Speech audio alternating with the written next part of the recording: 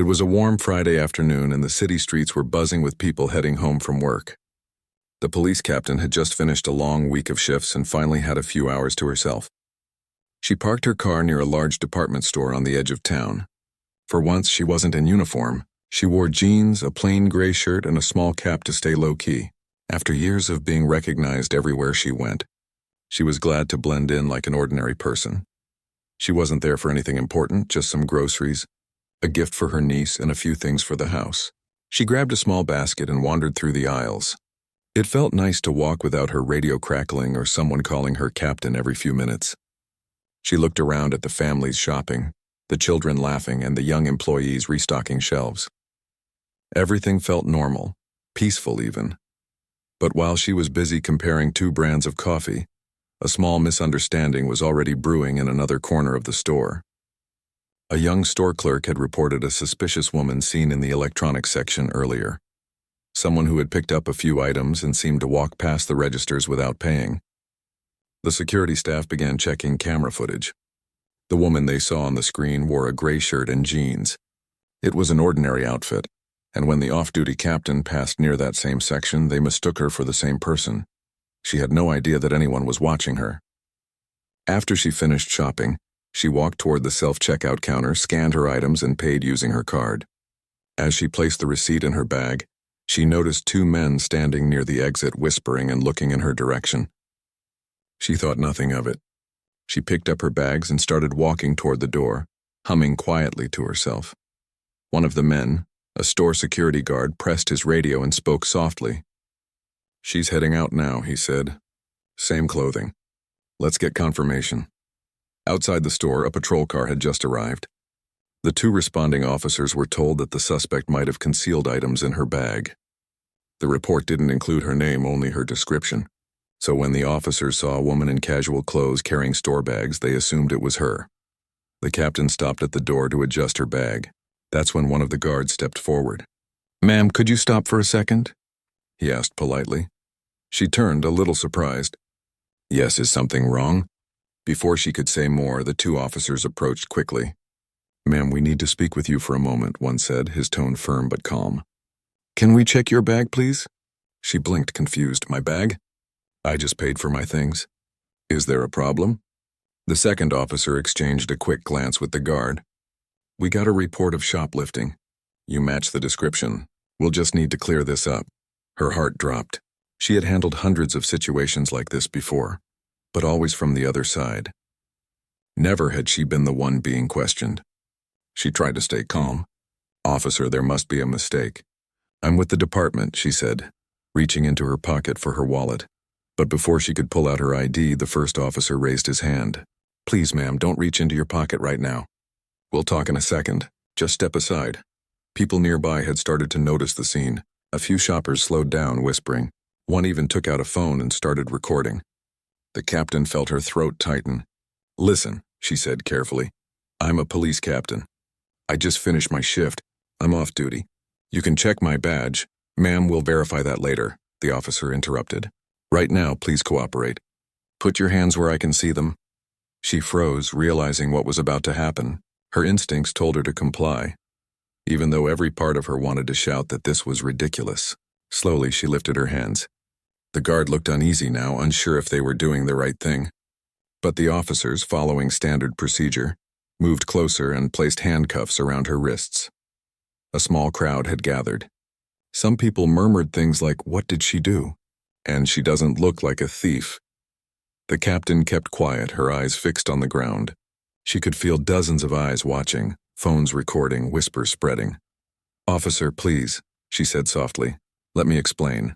My badge is in my pocket. My name is—" "We'll get to that at the station," one of them said, keeping his tone professional.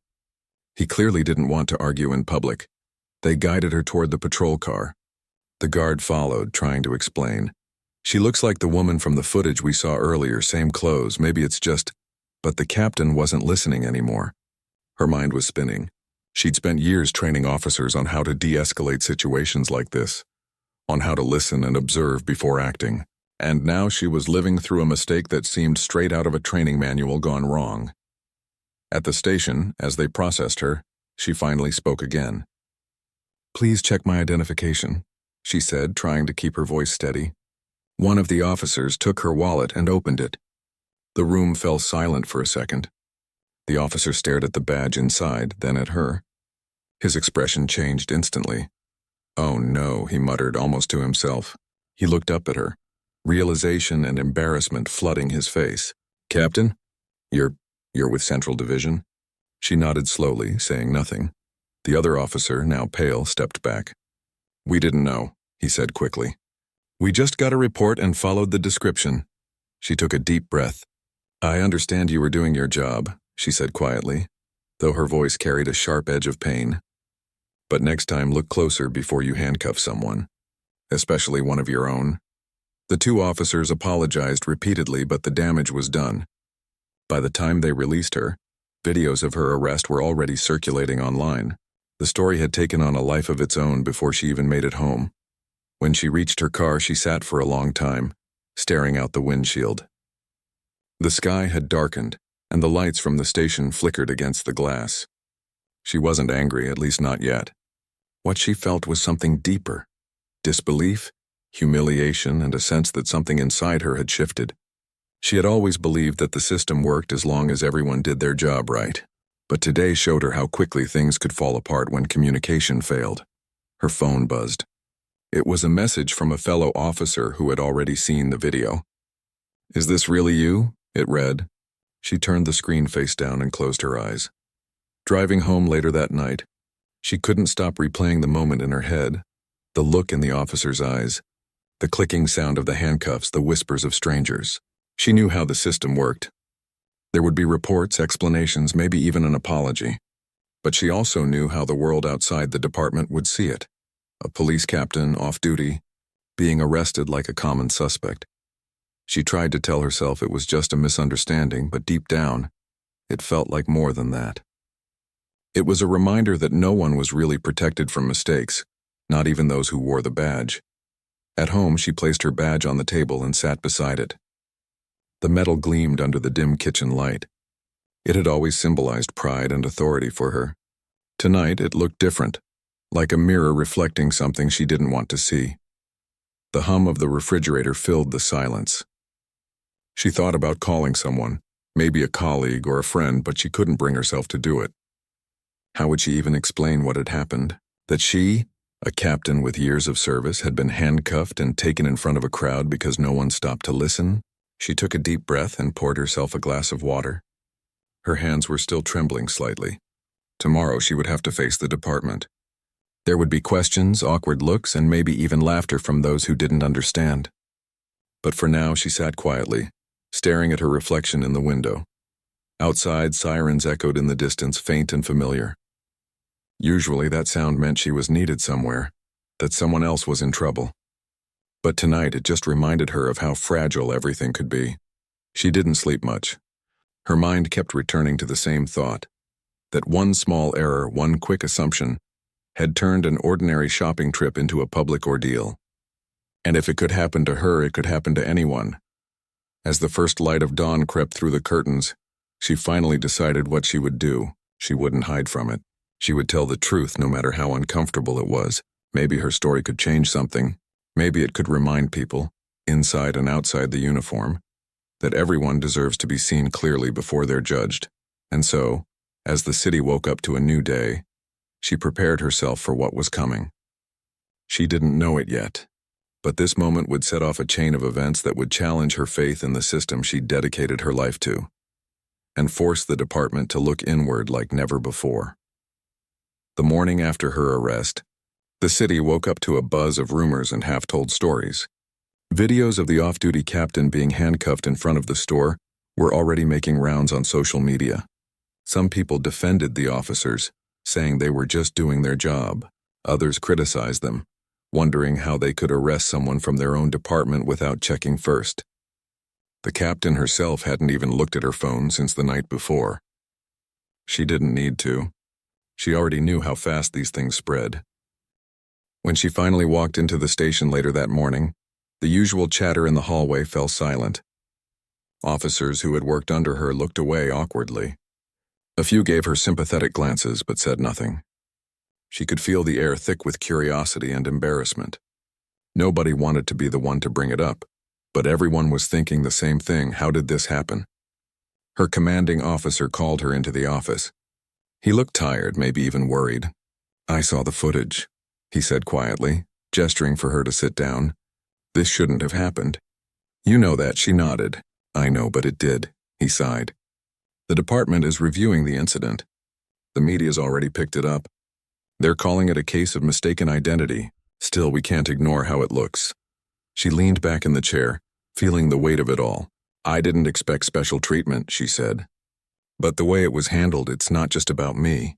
This shows how quickly assumptions turn into action." He nodded slowly. "You're right. And that's exactly why we're starting an internal review." Outside the office, whispers continued. Everyone wanted to know what she would do next. Would she file a complaint? Would she resign?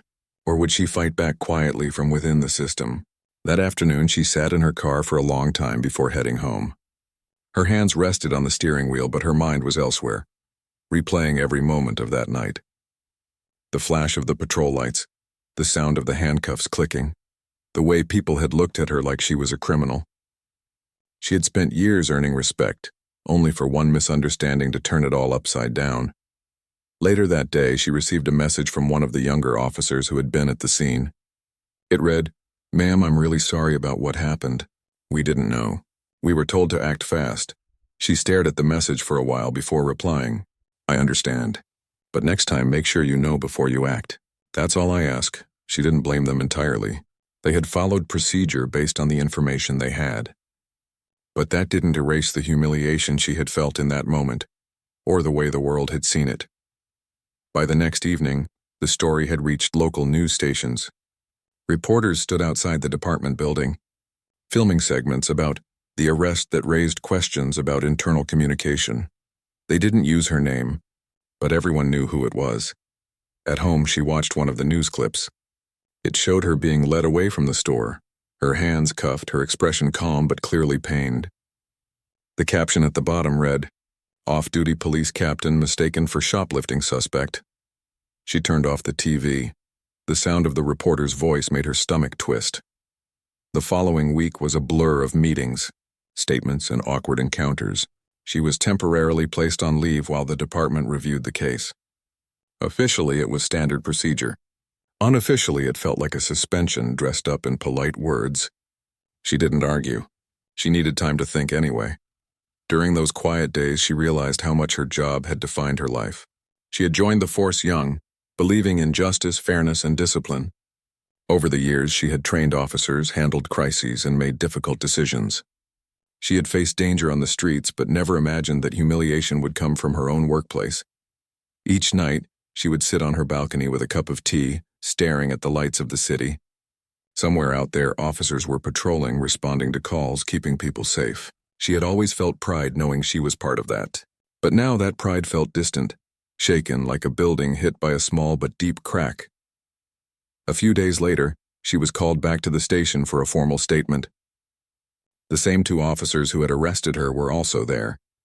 They looked uncomfortable, standing in the hallway, unsure if they should greet her or stay quiet. She broke the tension by giving a small nod. In the interview room, the internal affairs officer asked her to recount everything that happened. She spoke calmly, describing the events step by step. She didn't raise her voice or exaggerate. When she finished, the officer nodded, making notes. "Thank you, Captain," he said. "We'll continue to review the evidence." Outside the room, one of the arresting officers approached her hesitantly. "I just wanted to say again, I'm sorry. We really didn't know it was you." She studied his face for a moment. He was young, probably in his late 20s, eager to do the right thing. She could see the regret in his eyes. "You were following orders," she said softly. "But remember, orders don't replace judgment. Sometimes you have to slow down and see the person in front of you." He nodded, his eyes lowered. "Yes, ma'am." When she left the station that day, she felt lighter. Not because things were fixed, but because she had finally said what needed to be said. Still, she knew this was only the beginning. The review would take weeks, maybe months. In the meantime, the public conversation was growing louder. Talk shows discussed the incident. Commentators debated whether it showed bias within the department or simply poor communication. Online, people shared their own experiences of being misunderstood or wrongly accused. Some said the captain's calm reaction showed professionalism. Others wondered if things would have gone differently if she hadn't been part of the force. Through it all, she stayed silent. She didn't post statements or give interviews. She didn't want to fuel the noise. But deep down, she knew this story wasn't going away. It had become bigger than her. One evening, she received a call from a retired officer she deeply respected. "I saw what happened," he said. "It's a tough situation, but maybe it's a chance to make things better. Sometimes change starts when the wrong person gets caught in the right mess." His words stayed with her. For years, she had trained officers to handle tense situations with empathy and awareness. Maybe this was her turn to teach something again, just in a different way. A week later, she attended a private meeting with senior officials to discuss the department's next steps. The chief acknowledged the mistake publicly, calling it an unfortunate incident that demands introspection. They talked about new procedures for verifying identification, better communication between divisions, and the importance of judgment in the field. As she listened, she realized how easily such errors could happen, not just because of carelessness, but because of habit. The system was built on quick decisions and rigid steps. It worked well most of the time, but when it failed, the consequences were personal and painful. After the meeting, she stepped outside and watched the sun setting behind the buildings. The sky was painted in soft orange and pink, calm and steady. For the first time in days, she felt a small sense of peace. She still carried the weight of the embarrassment, but it no longer felt like the end of something. Maybe it was the beginning of a different chapter, a chance to remind the department that being right wasn't just about following rules, but about seeing people clearly. At home that night, she finally scrolled through her phone. Dozens of messages from friends, colleagues, and even strangers filled her inbox. Some offered support, others shared similar stories of misunderstanding. She read each one carefully. There was comfort in knowing that people cared, that others saw her not as a headline but as a human being who went through something painful. She sat back and looked at her reflection in the dark screen. The same calm face stared back, but her eyes looked wiser now, maybe even stronger. It was strange, she thought, how one mistake, someone else's mistake, had forced her to see her own world differently. She wasn't angry anymore, just aware of how fragile trust could be, and how easily it could be restored with honesty and humility. As she turned off the lights and prepared for bed, she whispered to herself, "This isn't over yet. But maybe it's leading somewhere good." And with that quiet thought, she lay down, knowing that her story had only just begun to unfold. Somewhere inside, she felt that what had started as a moment of humiliation might one day become a reason for change, something that could make her department and the people in it just a little better. The week after the incident felt heavier than any case the captain had ever handled. Every time she stepped outside, she felt the weight of eyes on her, even if they weren't really there. The world hadn't forgotten what happened. It had simply moved on to talking about it from a distance, while she still lived inside the storm. The department tried to stay professional. Officially, they said the investigation was ongoing. Unofficially, everyone had an opinion. Some said the officers were only doing their job. Others said it was unthinkable that a captain, someone they'd trained under, respected, could be treated that way. She could hear whispers in the hallways whenever she passed, quiet voices that went silent the moment she looked their way. At home, she tried to find peace, but even simple things reminded her of that day. Her uniform hung neatly in the closet, untouched since the incident. Each time she saw it, she felt both pride and pain. The badge that once symbolized trust now carried the memory of humiliation. One afternoon, she sat by her window with a cup of tea, watching the city below. The streets looked ordinary. Children walking from school, cars passing, people chatting outside small shops. Life moved on as it always did. Yet inside her, something had changed. She used to feel confident, grounded in her role. Now she felt uncertain, as if the ground beneath her had cracked just a little. Her phone rang. It was her niece, cheerful as always. "Auntie, are you coming to my school event this weekend?" the little voice asked. She smiled faintly. "Of course. I wouldn't miss it." The innocence in her niece's tone made her heart soften. It reminded her that outside all the noise and judgment, she still had people who saw her for who she was, not what the news said. Later that evening, she scrolled through the news. Articles still mentioned her case, though not by name. Police captain arrested by mistake raises. Questions about procedure, one headline read. Another said, Department under pressure to improve training after incident. She closed the page quickly, not wanting to feed the ache inside her, but she couldn't avoid it completely. Reporters left messages asking for interviews. Some of her colleagues suggested she speak publicly, share her side of the story. Others warned her to stay quiet until the review ended. She decided on silence for now. Words, she felt, would only make the noise louder. The review team continued to collect statements, videos, and reports. Every few days she was called in for more questions. Each meeting felt like reopening a wound. She answered patiently, but the memories replayed in her mind each time. The confused faces of the officers, the murmurs of the crowd, the sound of metal cuffs clicking. One night as she lay awake, she thought about all the people she had trained during her career. She had taught them to be patient, to listen carefully, to read a situation before reacting. Yet that night in the store, none of those lessons had reached her. It wasn't just a failure of protocol, it was a failure of connection. She began writing down her thoughts in a notebook. Not for the report, not for the department, just for herself. Page after page, she wrote about what she saw, what she felt, what she believed had gone wrong. The words came slowly at first, then all at once, as if she had been holding her breath for days. She wrote about how fear and haste often took control during field calls. How officers, even with good intentions, sometimes forgot the human side of their job. She didn't write out of anger. She wrote because she wanted to understand. A few days later, one of her close colleagues stopped by her house. He was one of the few who treated her the same as before. He sat across from her, hands clasped. The department's under a lot of pressure, he said gently. But people still respect you. Some even say this could lead to change. She looked at him with tired eyes. Change doesn't come easily, she said, especially in a place where everyone's used to doing things the same way. He nodded. Maybe. But sometimes it takes something uncomfortable to open everyone's eyes. After he left, she thought about his words for a long time. Maybe this moment, painful as it was, could become more than just an embarrassment. Maybe it could become a reason to look deeper into how things worked. The next morning, she went for a walk through her neighborhood. The air was cool, the streets quiet. A few people recognized her from the news, but no one approached. She appreciated that small kindness. For the first time in days, she felt a little lighter. That afternoon, she received a call from the department's internal affairs team. They asked her to attend a roundtable meeting with senior officers and training supervisors. The goal, they said, was to discuss potential reforms in handling civilian interactions and identification verification.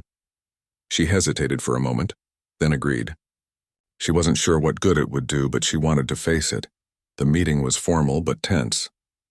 Around the table sat officers, supervisors, and a few department lawyers. The internal affairs officer began by summarizing the findings so far. The arrest appears to have been the result of miscommunication between the store's security staff and responding officers, he said. However, the event has highlighted areas where our verification and communication protocols can be improved. When it was her turn to speak, the room grew quiet. She took a slow breath and looked around at the familiar faces. I've worked in this department most of my life, she began softly. I've seen good officers make bad choices, not because they meant harm, but because they stopped seeing the person in front of them. That's what happened that night. I wasn't angry about being stopped. I was angry because no one listened when I tried to explain. No one interrupted her. Some nodded slightly. We're trained to act quickly, she continued, but sometimes quick decisions can cloud judgment. I'm not asking for sympathy. I'm asking for awareness. We owe that to each other and to the people we serve. When she finished, there was a moment of silence.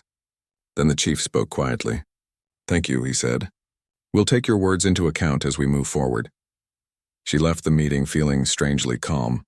She didn't know if her words would make a real difference, but saying them aloud felt like lifting a weight she had carried alone. That evening, as she walked home, her phone buzzed again. This time it wasn't a message from the department. It was a short video someone had posted online. It showed her being arrested that day, but now it was followed by another clip, a news segment talking about the department's internal review and possible reforms. The comments below the video were mixed, but one stood out.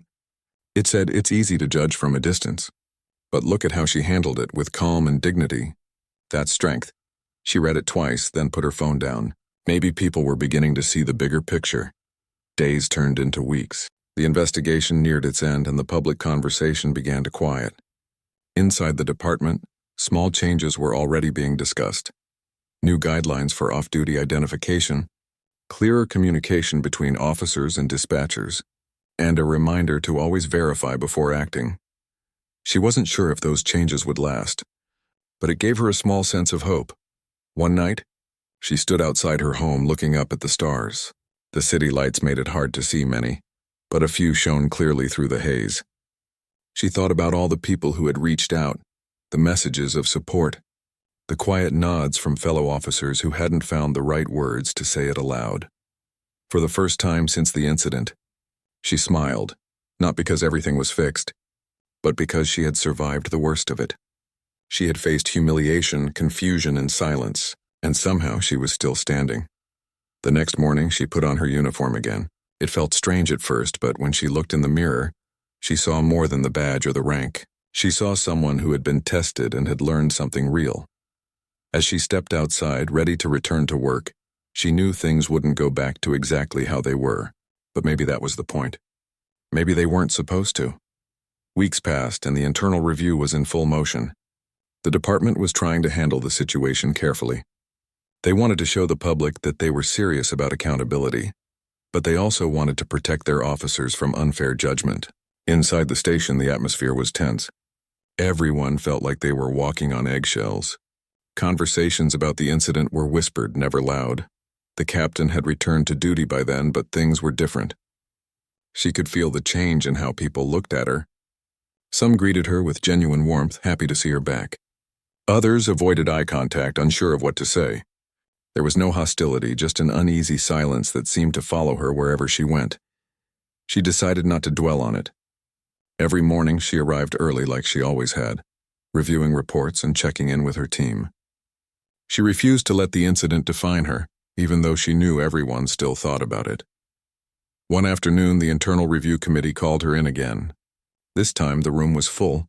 Senior officers, internal affairs representatives, and even a few community observers. The department wanted transparency, and that meant letting outside voices hear what was happening. The head of the review team began. "We're here to discuss the findings from the investigation and the next steps. The incident involving your arrest was unfortunate, but it has also revealed some areas that need improvement." The captain listened quietly, her hands folded on the table. The committee went through the timeline, reviewing the store's security footage, the call logs, and the officer's actions. Everything was laid out carefully. When they reached the part where she identified herself as a police officer, the room grew quiet. The investigator paused the footage. "This moment," he said, "shows where things could have gone differently. The communication gap started here." She didn't flinch. She knew that already. One of the senior officers spoke next. "It's clear that the responding officers acted based on limited information.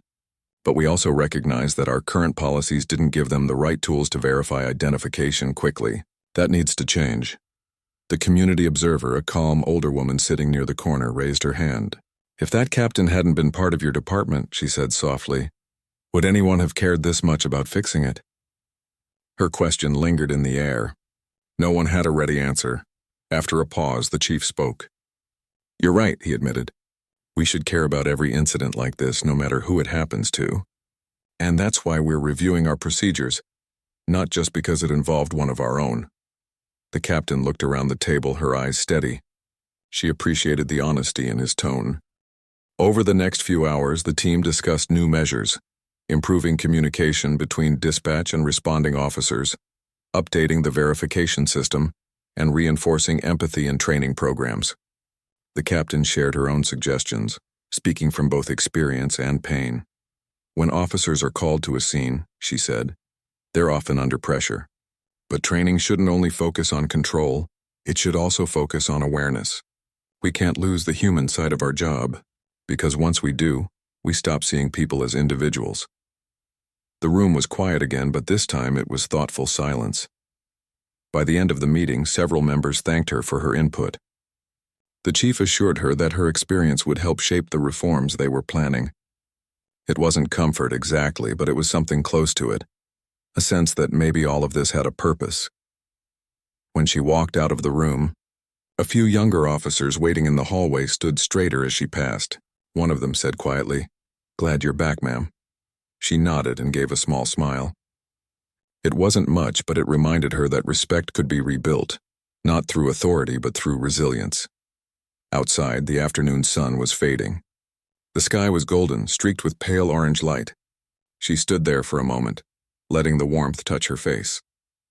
For weeks, she had felt like she was living under a cloud of judgment. Now, for the first time, she felt a small shift.